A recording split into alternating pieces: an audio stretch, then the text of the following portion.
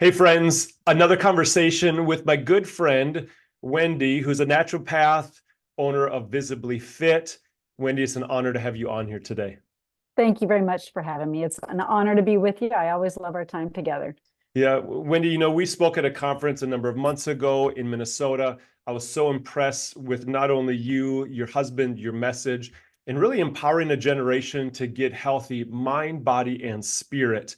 And so just taking a holistic approach to health, which is so important. And today I really want to kind of tackle weight loss, metabolism, becoming truly healthy in the midst of a world where the number one drug on the market right now is Ozempic, Wegovy, and just weight loss medications that are now being proven to have so many side effects. Not only is ABC News, NBC, CBS, and everyone reporting on it, but there is a natural approach. There is a better way. And so I really want to discuss that with you today. Some of the natural approaches that you take as you serve patients, as you help a community truly get healthy. Yeah, it is devastating to see how many people are reaching towards these drugs that have just ridiculous side effects, but also the doctors that are prescribing them is very upsetting. It's really I'd like to kind of talk a little bit about why people are reaching for that quick fix as opposed to just um, doing the work, if you will, and making a lifestyle of healthy choices. And I think part of that is it's more of a mindset and also a spiritual disconnect. And Mm. so that's really why the approach with Visibly Fit is mind, body, spirit, because it's not just a quick fix diet that's going to get you there. The Ozempic might get you there for a moment, but I promise you'll be right back where you were if you haven't fixed the mindset and the spiritual component as well. So that's why it's so important to me. Absolutely. I just had Dr. Dan Sullivan on with me here a little bit ago, and we were talking about that, just the side effects, how it's actually depleting most of the fat loss is really coming from muscles. That's where the weight loss is coming from. And then it affects your metabolism and it's being replaced with fat. And so it's just a vicious cycle right now that people are dealing with. But let's talk about that. First of all, what are some of the misconceptions when it comes to weight loss and how you truly get there the right way? Well, I think, most people think of weight loss as, you know, eat less, move more. And I'm kind of more of eat more, move less. And let me explain that. And basically, people are eating the standard American diet, right? So they're in this kind of toxic hunger state. So they are eating more, right? And they know they need to eat less, but it's this processed food, and that's the problem. So if you're eating more of what I like to present to my patients, more whole food, plant-based, you are eating quality phytochemicals and phytonutrients that are going to hit you at the cellular level and give you the energy that you really need, and will help to restore that metabolism and allow you to have the energy that you so desire and crave, and also help you release that unhealthy weight that you're after. And I do use that term release as opposed to lose, because so often people just want to lose weight. Well, what happens when we lose something? We tend to find it. It's more about releasing. It's tends to be really attached. What I've noticed too is a lot of unhealthy, unresolved emotional issues that need to be released as well. And so when you can release those unhealthy emotions, you can also release the unhealthy weight. And that's like a whole other topic. But I'm on the notion of, yes, you can eat more and move less. And I promise you're going to see some great results. I want to tackle that a little bit because it's so true. I heard it years ago said all calories are not equal. And I That's think right. it's calories in versus calories out. And I think that's become our weight loss mechanism. And I'm just going to burn a lot of calories, excuse me, consume less calories than I burn, and I'm going to lose weight. And it's just, we play the odds, so to speak, but all calories are not equal. And so, calories of asparagus are completely different than calories of Twizzlers and are just processed foods and breads and carbs and simple carbs like that. And so let's talk about that a little bit more. All calories are not considered equal, and to eat more and to move less. And it's so true. It's contrary to what we're told in culture, but it is true. If you're eating the right types of food, You don't have to move as much. There's a better balance when it comes to truly losing weight. Absolutely, there really is. And it's also understanding that certain foods are addictive. There is an addictive nature to certain foods. They are releasing chemicals in the brain, and that's what is causing the craving for you to go back and get more and more. And that is what food companies and manufacturers, they count on that. And so, yeah, it really is an eat more, and not all calories are created equal. If you are eating, just a plate full of life-giving foods, then your body is going to be satisfied, and you're going to have the energy to sustain yourself throughout the day. I mean, that's what our we are looking for anyway, is energy, right? Like most people are like, I'm just so tired, I'm so depleted. Well, let's look at your food. How are you eating? Are you eating, dead type of foods that are brown and not life-giving and don't, give you energy at all? They tend to deplete you. And it's like, let's look at the plate and reevaluate that. Okay, so if we are going to look at the plate, how would someone reevaluate simply what they're eating on a regular basis? Are there some rules of thumb that we can encourage people with? Yes. Again, I come from the whole food plant-based approach. A lot of people get a little trippy on that, saying, oh my goodness, where do you get your protein? Well, we get protein from the plants and from the legumes and the beans and all of that good stuff. So we're not lacking in protein. But the way that I really encourage my patients to eat is to fill up half of their plate with a raw, beautiful, colorful salad. Like, let's get variety, right? Because each vegetable or fruit or whatever we're bringing on the plate has different healing power to it. And so we need variety. A lot of people like to eat the same thing. They get lazy, and your body is going to not do as well as if you had a symphony of kind of foods, if you will, not just one I guess whenever you think of a symphony and, you one orchestra, kind of a thing versus one instrument, we all work together, and all those foods work together on the plate to do what's well for the body and at the cellular level. So half of your plate is a raw, beautiful, colorful salad. The other half of the plate, I tend to tell people to bring in like a steamed or cooked vegetable, like a steamed broccoli or, that kind of nature. You mentioned asparagus, that's great, Brussels sprouts. But the other quarter of the plate would be kind of your quote unquote main. So maybe it's a bean chili or a bean burger or something of that nature. If you're eating meat, that's a whole nother conversation. But we really want to make sure that our body is getting rid of the chronic inflammation. And we want to set the plate really up well so that body can get rid of the chronic inflammation that so many are dealing with today, that is the root cause of disease, as you know. Yeah. And I think that's so important to understand too, that free radicals are really those nasty buggers that cause you really rot your cells and create inflammation, create pain. When you look at fibromyalgia, when you look at a lot of these diseases with chronic pain and inflammation, which chronic inflammation being the root of all chronic illness, where does that come from? It's accumulation of free radicals. It's stress, it's sugar. It's literally the byproduct of metabolism. And when we're not paying attention to what we have on our plate, to the things that we're putting in our body, it's at the result of tons and tons of corrosion from the free radicals.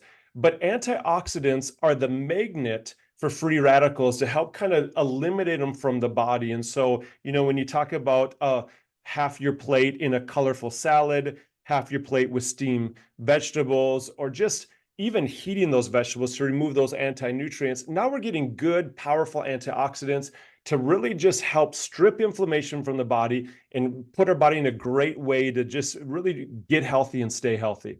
So let's move on from here. What are some of your top tips if we're going to say, hey, I know I want to get moving. I know I want to lose weight. I know I want to get more physically fit. And what we talk about is a lot. Why are we doing this in the first place? It's so I can finish the race well. There's an assignment on each of our lives, that there's a call of God in our life. There's gifts that each of us have been given. And so health is a gift that we've been given. And when we steward over it, we can experience the benefits of those things. But if we don't pay attention to really taking care of our body, we're going to lose it. And before we know it, it's going to break down in a way that just we're not going to be able to fulfill the call of God in our life. And so it's imperative. I'm a big proponent of taking care of the temple of God. It's a gift that we've been given, and if we don't take care of it, we will lose it. So when it comes to sustainable things that we can do on a regular basis to say, okay, not only do I want to get healthy, but I want to make some decisions in my life that, one, that I can sustain, and at the same time, help me keep the weight off. So what are some of those things? Honestly, you've got to get into a place of deciding that I'm no longer going to do the very things I keep doing in order to, because you're staying the same, but you can't keep doing the same thing that you're doing if you want change. But that's what people think. That's what they want to do. They've got to have someone come along beside them and hold them accountable. They have to have a different mindset shift. And really, if they can start to see that the way that they fuel their body and move their body, if they can start to see that as an act of worship, as a way to give thanks to our Creator, it would just really change the way in which they view every meal that comes to them, or every meal that they cook, or every step that they take. It is a privilege. And if we see it more as that, as opposed to just another meal or a social hour or whatever, it's understanding that this is energy. This is so that we can, like you said, go and fulfill the call that God's put on our life. But if we don't have the proper energy and we don't have the body to do it in, then we're really doing a disservice to our Creator, number one, but also to the call on our life. And so it's getting really just into a mindset shift, changing the way. That is so true when it comes to mindset. One of the things that I share with my patients is our roadmap to resilience, that everyone deserves to be healthy. Therefore, everyone deserves to be resilient, and health is all about resilience. And there's a way to get there. Our roadmap is simply, let's get the body out of a stress response. So stress is inevitable. We're going to deal with the stressors and demands of life each and every day of our life. So the secret's not avoiding bad things, is being resilient in the face of those things. And so what I tell my patients is, as long as we can go from a place of homeostasis, adapt physiologically to the demands and stressors placed on it, and then recover, our body does an incredible job of maintaining that resilience. It's when the body gets overwhelmed. It's when the body gets overwhelmed from the demands and stressors of life, and literally life kind of overwhelms us, that eventually my body, if I'm not careful, will reach what's called allostatic load. And that's simply where our body gets stuck in a stress response. It's that at that point, the body becomes vulnerable. It's at that point, inflammation increases, pain's activated. It actually shuts down your digestion, shuts down your metabolism. It affects your appetite. You name it, affects your sleep or mood. The body becomes more and more chaotic when my body gets stuck in a stress response. And we live in a very stressful world right now. So our roadmap is simply, let's get the body out of a stress response. Let's restore homeostasis. Let's do that neurologically with movement. Let's do it chemically with what we like to incorporate adaptogenic herbs. And then emotionally with hope, keeping that mindset the way it needs to be. And then once we're getting the body out of a stress response, we've laid a foundation that we can build upon. In fact, getting the body out of a stress response gives us grace for the journey. If we're not dealing effectively with stress, we can have the best diet in the world. We can have the best exercise program in the world, but we become like some of those people that come to my office with cancer for the second time at the age of 30. But we all know those people that don't do anything you're supposed to, and they seem to live forever. Well, the secret, I believe, is the body's ability to adapt to life and recover. And the more effectively I can adapt to life and recover, the more resilient I become. But first things first, let's restore homeostasis, let's replenish vulnerabilities, and let's retrain lifestyle. Replenishing vulnerabilities, providing the nutrients that my body needs, like the plate that you talked about, and just making sure we're eating to live and eating for resilience rather than just living to eat. And I think so often, if we don't look at it from the right perspective, we just can't wait for our next meal, but we don't pay attention to what's going into our next meal, rather than saying, hey, I'm going to live my life for the glory of God. I'm going to live my life as a living sacrifice. I want to finish well. I want to know that my life glorifies God in every capacity, in every way. And one of those ways that we can make sure that we are fulfilling the call of God is to take care of the temple of God. And as we know, mindset is so critical when it comes to just getting on the journey to a happy and healthy life, getting moving in the right direction. So let's do that. Let's talk about mindset a little bit and some of the things that you would encourage your patients and those people that you're working with when it comes to mindset? Yeah, first of all, I always encourage, it's not just a mindset, but I always talk about how fitness begins with the F word, and that F word is forgiveness. Mhm. And I know you're a big fan of forgiveness, but that's what really propels us into taking action in a different way and changing our mindset. When we can truly forgive others of what they've done to us, said to us, and maybe even forgiving ourselves for being in the condition and state that we've been in for so long, it allows us to love ourselves and accept ourselves where and how we are now, and then lovingly take action to change instead of that condemnation and shame that keeps us stuck and stagnant. And so that's what I would say. Let's start with just kind of dissecting, unraveling, peeling back the layer of the onion, so to speak, of Yeah. why are you doing what you do, and how can we change the state in which you're operating. And a lot of times, again, it's just going to that main thing, that forgiveness piece. Have I really forgiven that person? Have I really forgiven myself? Have I forgiven? Am I angry at God? Really unpacking that will start to allow yourself the healing opportunity to take actions for your health in a forward motion. So what are some of the practical ways that for those watching, they can begin that process of forgiveness? That's a great question. And for everyone, it's a little bit different. We do a few different exercises, but I've had patients that were kind of at a stuck and stagnant plateau within their journey. And we just kind of dug in. I asked some hard questions and found out a few things. And I said, are you willing to write a letter to this perpetrator? Are you willing to write this letter? You don't have to send it, but are you willing to just put all your emotions just like raw and authentic, write it out on a piece of paper, and then maybe burn it or throw it away, rip it up, whatever. But the fact is that you've written it out, you've released it, you've let it go, and you've done that pen to paper opportunity.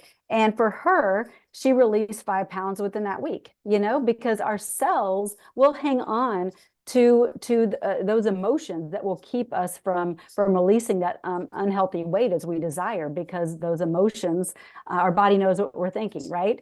And so that's one little example of what we've done. But there's a lot of examples of how I work with my patients, but they're all just so unique and different, and they work differently for every individual. But it's first and foremost being honest with yourself, and I think that's the most important. A lot of times we want to just scoot things under the rug, and then we don't acknowledge it until we trip over it, and usually that trip is a health condition.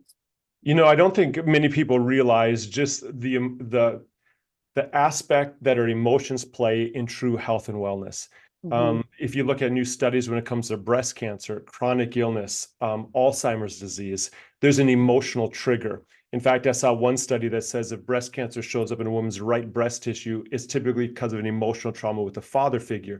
But if it shows up in the left breast tissue, it's typically because of an emotional trauma with a child. And it's just because it sends the body into a stress response, it affects the tissue at a cellular level. And it's so Sure. true. I love what you say. It starts with the F word. It starts with forgiveness. It starts with not only forgiving ourselves, but forgiving others. It's starting to see ourselves the way God sees us, that he never changes his mind about us, that when he sees us, he takes great pleasure in worth and value in who we are. And unless we can begin to come to that place, it creates a vicious spiral. And so many people are dealing with so much emotional trauma that's actually affecting the body at a cellular level and leading to a lot of the chronic illnesses that we have today. And so let's talk about that a little bit more too. Steps to take. I know we talked about forgiveness, but some steps to take, if you will, in regards to just truly beginning to see ourselves the way God sees us. There's several different steps. One could be I have a mirror exercise where I have my patients just get really close to the mirror and actually speak life over their life. And maybe it's scripture verses, maybe it's just whatever comes to mind. And most of my patients are in tears by the time they do this. It's only a 3-minute exercise. It feels like a long time for them, but they're not used to hearing life-giving words even said from their own mouth about themselves. And so it takes practice. Like, it feels a little uncomfortable, right? Because we're so used to typically being on a negative loop in our mind about ourselves and maybe about others, but mainly about ourselves. And so it takes practice. And so that's what I would say. Just like anything else, start speaking life over your life, and it will start to feel more comfortable. And again, your body knows what you're thinking, your body knows what you're speaking. And so when you are speaking life, then at the cellular level, it's going to affect the cells and the way in which they are coming to life, basically. That's so good. And I want to go into that a little bit more. You know, the book of Ephesians was written to the church of Ephesus from the Apostle Paul. And he's telling the church at Ephesus, hey, you've been given everything that pertains to life and godliness, but you're living your life as beggars. And for the first 3 chapters in Ephesians, the Apostle Paul begins to just reiterate, prophesy over this church at Ephesus, this is who you are. And unless we understand who we are as children of God, who we are, whose we are, and who our God is, we can never really fulfill what God's called us to fulfill. It's been established in our identity as children of God, sons and daughters, where our Father establishes us in our worth, value, and identity, satisfies the rooms of our life. And then it goes on into chapter 4, 5, and 6, excuse me, of Ephesians, and saying, okay, now that you know who you are, now let's go live out this life the way we're supposed to. And one of the things I used to share with my patients, and just when I spoke around the country, is God, it's the mirror that you talked about. And it's a mirror that I created an example years ago where it was a silhouette, and in it, it was son, forgiven, redeemed, child of God, more than a conqueror, an overcomer, blessed in our going ins and going outs. So you can begin to meditate on that word, on the word of God, and not forget who we are. And it's so true. It's when we forget who we are, when we lose our identity in being a son or a daughter, that's when we try to fill all these voids, and it leads us in this vicious cycle that really kind of brings us high and dry and leaves us nowhere. And so good, understanding who we are as children of God. You know, when it comes to some of the secrets, Wendie, when it just dealing with people, what would you say some of those points that we want to leave some of our viewers with today? Like, what are those things that people should understand as they get on this journey really to a happy and healthy life? That you need to love yourself every step of the way. That's going to be the game changer. And to not, you're going to trip up. You will, because we're all human. But to not say, okay, well, I guess I'll just give up because I made a mistake, or I didn't do what I wanted to on this day. No, we're all going to struggle on days. So just give yourself grace and love, but keep moving forward. And also really just to have that accountability, have that tribe around you is so vital, because I think so often we're like, I got this, I can do this on my own. But no, we are not meant to do this life alone. And it's for a reason, because God knows that we are easily tripped up and we go back into old habits and old ways. And so within community and within, friendships and having doctors and coaches and that kind of thing that can help you move you to the next level of your living is powerful. And it's okay. Like it's okay to have help. And I think that that's one of the things to really understand. You don't have to go at it alone. In fact, I would not suggest it, not one bit. And it's when you look at the most successful people in the world, whether it's financially, whether it's in relationships, they seek wise counsel. And there's power in those numbers, and surrounding yourself with people that are strong where we are weak, and also knowing that God's grace is sufficient even in the midst of our weakness. And it's one of the things I tell people all the time. I'd rather be on death's door and get moving in the right direction than assuming you're healthy, moving in the wrong direction. That's playing Russian roulette with your life. And so if you're watching today too, know that there's hope for you. There's grace for you. And just taking one step in the right direction and beginning to just know, like, okay, where am I going to start today? And when you let me finish with this, I know we talked about loving yourself. I know we talked about forgiveness. I know we talked about, what you have on your plate. But what's the thing that you tell people other than loving yourself when you kind of get on this journey? Are there some simple rules of thumb that we should know when it comes to just truly getting healthy? Yeah, definitely. You got to move your body. Your body starts to atrophy just after 20 minutes of not working against gravity. You've got to move. You got to move to lose, right? But just to remain healthy. Walking, just do, 150 minutes a week. We've heard that before, of just moderate intensity exercise. It can be just moderate walking. It doesn't have to be burpees every day, right? But that consistency and that discipline of movement will really reap great benefits in the long term. You're going to have more strength. You're going to be able to release weight quicker and easier. And your body's going to overall function better, and you'll have more energy. But also, with Visibly Fit, I teach that your body is your gym. So a lot of times people are like, you know what, I don't have money to go to the health club, or I don't like to lift weights, or maybe they're not confident at the club. Great. God gave us what we need. It's your body. So you can do a lot of moving isometrics. The mind is that powerful that we can actually create the weight in our hand without it being there. You can just visualize it.